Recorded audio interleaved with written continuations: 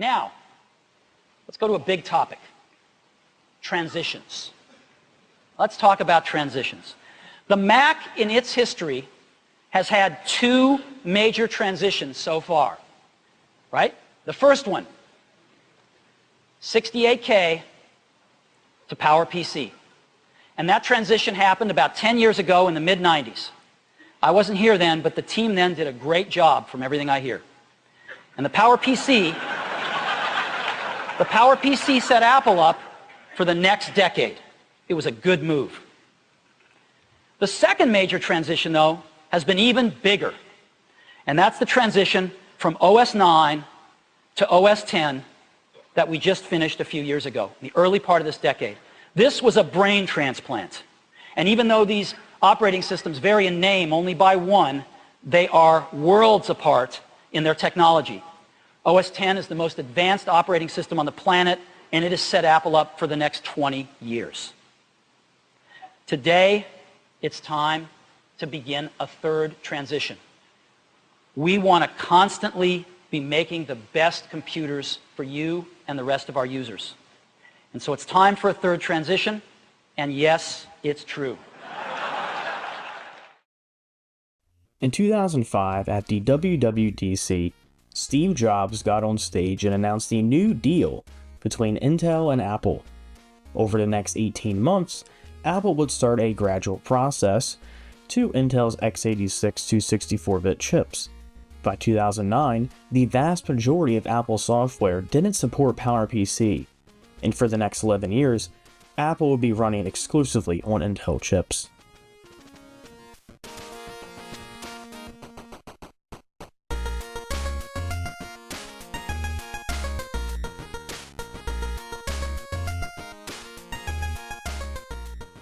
In the last video, we covered the change from the Motorola 68000 chips to PowerPC chips in Apple computers. But before that, long before that, I covered the transition to Mac OS 9 to OS 10. This video is now retroactively being grandfathered into this series, as you know, as stories about Apple computers. Now, this is the third major transition of an Apple. But before we get started here, I'd like to thank our channel members who make this content much easier to make by giving me cash money.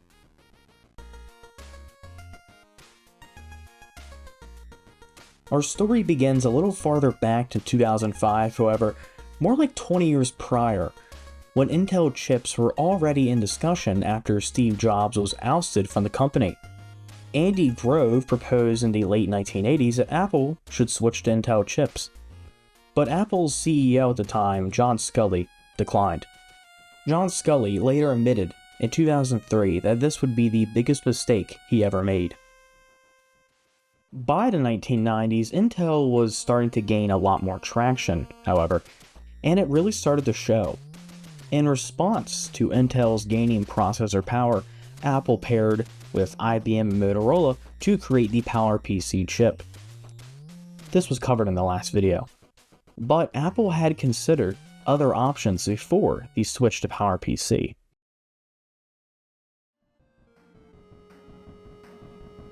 Although from the outside it seemed Apple had no interest in adopting the Intel chips, some experiments were going on behind the scenes. The Star Trek project was an experiment to get the Macintosh System 7 running on Intel chips. This experiment was conducted with the help of Novell, a company specializing in multi-platform network operating systems, a system for network devices.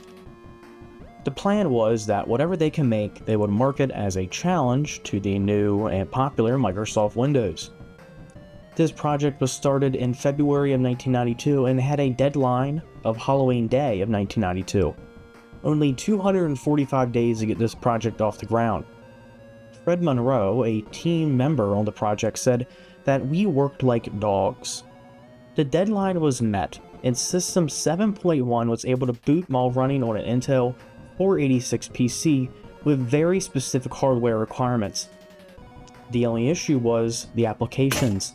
Every single one needed to be ported to run on x86 architecture. The project wasn't canned after this, however. Some of the tech developed in this project was used in the migration to PowerPC. and some of the code was used in the New World ROM. For those who don't know, these are the computers made after Jobs' return, these being those like the iMac G3, the iBook, etc. Moving on to the 2000s, Steve Jobs and Apple were firing on all cylinders here. Mac OS X was released to a very warm reception. Mac OS was still running on PowerPC at this time. Behind the scenes, engineers at Apple were actually creating each OS X release to be compatible on PowerPC and Intel. I have something to tell you today. Mac OS X has been leading a secret double life for the past 5 years.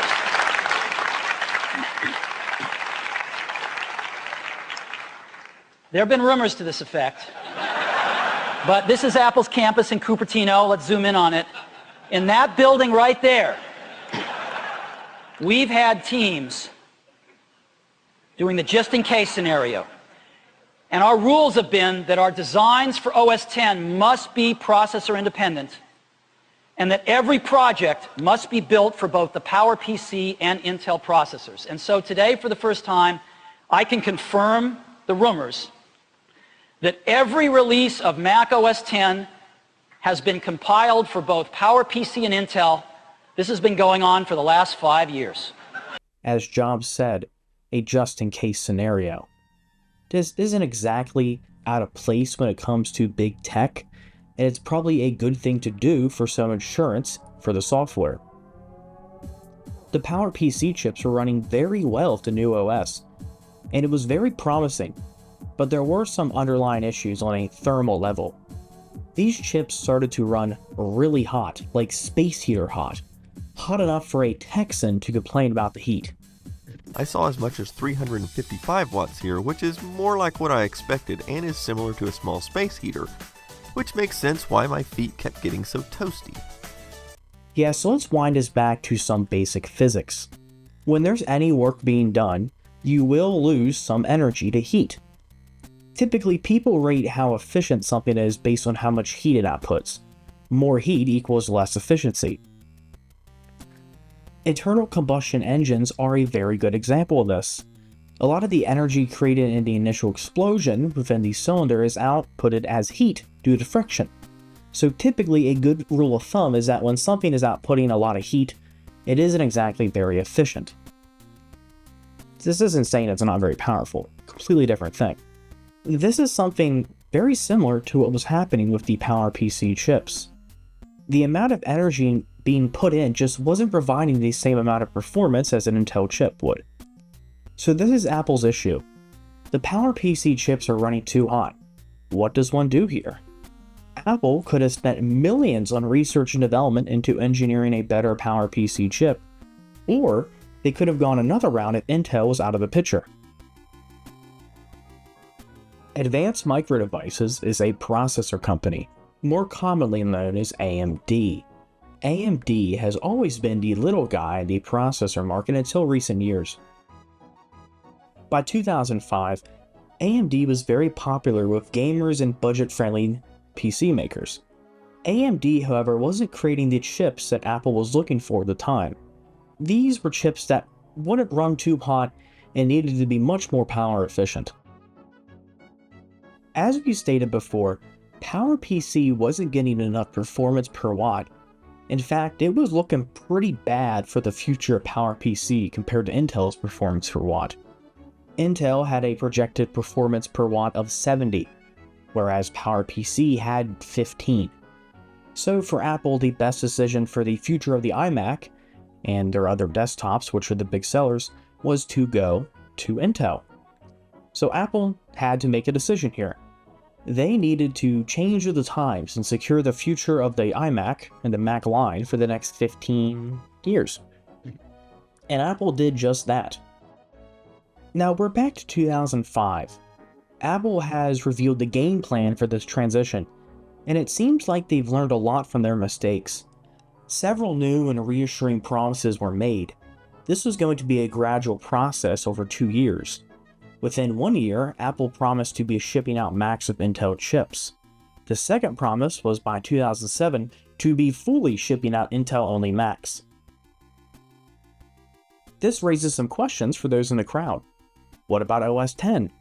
Well, Jobs had another bombshell to drop on the audience and developers. OS X had been compatible with Intel chips since the very beginning, much like how we discussed earlier. Apple was prepping for this situation. OS X had to be processor independent, and everything had to be built for the PowerPC and the Intel architecture, just in case the time came. So far, this is some pretty good and reassuring information. It's not going to be like the PowerPC launch, it seems, but this gets even better. For developers and consumers downstream, creating an Intel version of your app was very easy. Very minimal effort was needed for your software to be compatible to new Intel Macs. When writing apps in Xcode, you can just select now which binary you wanted the app to work on, but you also didn't need to choose one or the other.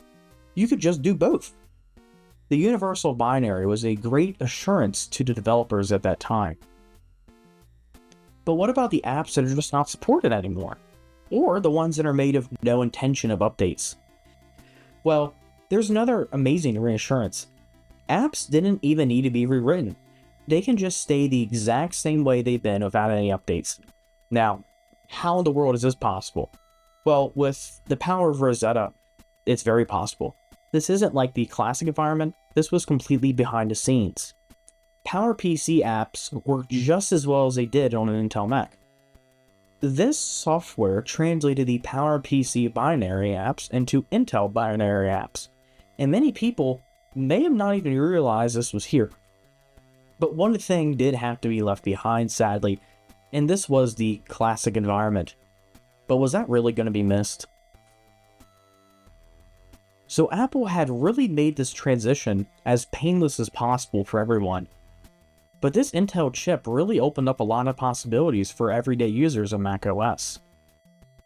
By January of 2006, the first Mac to ship with an Intel chip was, of course, the flagship computer, the iMac. This one looked and felt very similar to the G5 iMac, but it was a bit different. For one, it was not a 64-bit machine, unlike the G5, which was the first commercially available desktop to include a 64-bit processor. Many held off on this release of the iMac until the second round with the Intel chips. The 15-inch MacBook Pro was also released in 2006 with a 64-bit processor. The Intel Core 2 Duo was the processor of choice. This was the first MacBook to have MagSafe, which I think is pretty great for laptops. I have no idea why they decided to take this out for a bit, but that's besides the point. In February, the Mac Mini with an Intel Core Duo was also released, lining up the three main big Apple products at the time to be on the Intel train. But this wasn't all for 2006. Boot Camp was released, which let users run Microsoft Windows right off the machine, no strings attached. This was it. Boot Camp installed all the necessary drivers for the computer to run on Microsoft Windows.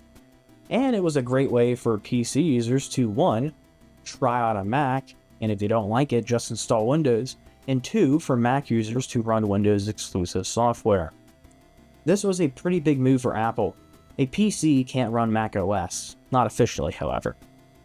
Later on, the 17-inch MacBook Pro replaced the PowerBook, and the iBook got a replacement with the new MacBook. The laptops are now fully complete in the Intel chip transition. This just left a few more key pieces of hardware and software, but it wasn't for long. Even the eMac got a replacement. They just gave the schools a 17-inch iMac with some stuff reconfigured. And the last beast there was to tame, the Power Mac, was slain. So there we go. From January 10th to August 7th, and it was all over. The hardware was now fully complete, much quicker than Apple projected. Just 210 days and it was all done like that. But what about the software? Well, the applications were going to take care of themselves. A lot of that was up to the developers, and Apple provided them with a lot of tools to take care of that.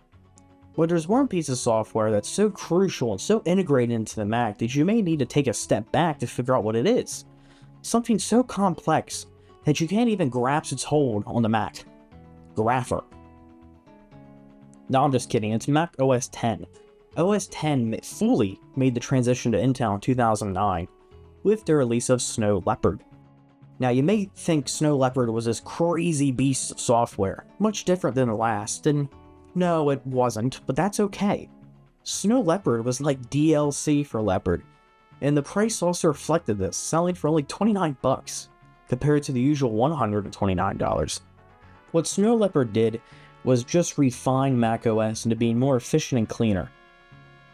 This was the last version of macOS to actually support PowerPC apps. One can make the claim that macOS peaked right here in 2009 of Snow Leopard. This was considered the most reliable macOS version of all time. The only issue I can see with it was dropping PowerPC support, but PowerPC had to go. Like all transitions within life, there are some pains. And you're probably thinking, well, that sounds like the climax of the story. Where does it go from here? Well, by 2011, all PowerPC on the OS side was gone. No more Rosetta, no more PowerPC apps, it's over now. 6 years ago, Steve Jobs got on that stage at the Worldwide Developers Conference and announced the transition plan. And it was all complete. Later in the year, PowerPC was considered vintage. By August, Steve Jobs had stepped down from Apple, and Tim Cook was now appointed as the new CEO. From here on out, Apple was going to look very different and go through some serious changes. On October 5th, 2011, Steve Jobs passed away from a rare form of pancreatic cancer. In recent years, in a lot of comment sections on the internet, I've noticed an uptick in bashing of Steve Jobs. Now, as much as you disagree with his practices, which I have many times disagreed with his practices, I personally have to say, the one thing you really can't do with Steve Jobs is ignore him. He was like a force in the computer world, pushing the industry forward with innovative ideas not seen since his passing. Even though he had many shortcomings and faults, I think it's very safe to say that we all have our own personal vices that many may cast us out for. By 2012, the last app ever was updated to be Intel only, and this was iTunes. As for Apple, things did start to change in the company. Products like the iPhone, iPod, and iPad all continued to see improvements. These didn't run on Intel chips, but stay tuned for those next time. The next few years at Apple stayed much of the same, but a very similar issue was cropping up with these Intel chips, and Apple wanted to future-proof their hardware again before it was too late. And we'll get to that next episode. I'd like to thank you all for watching. I've had a lot of fun making this, and I hope you all had fun watching it. If you're new here, then go ahead and consider subscribing, since it lets people know, and also lets me know, that people enjoy this. If you are already subscribed, then consider becoming a member, since it helps the channel out a ton. Thank you all for watching, and I'll see you next time.